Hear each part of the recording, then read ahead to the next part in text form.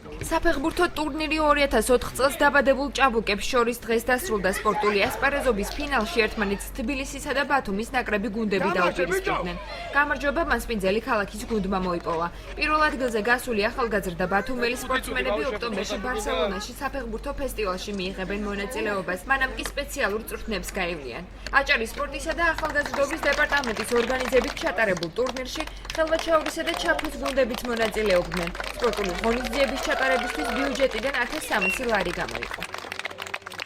ჩვენ გავედით პირველ ადგილზე და იმედი გვაქვს ბარსელონაში მოვა.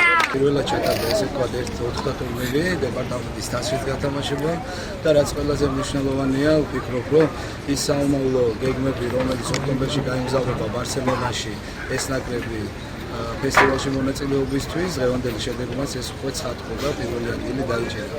ჩვენ ყველაზე მთავარი ამოცანა რაც არის, უნდა გავაკეთოთ აქცენტი მომავალთაობაზე, ახალგაზრდა ფეხბურთელებზე და სწორედ ეს არის ის, რომელიც არის ფეხბურთის განვითარება და საერთო სპორტის განვითარება.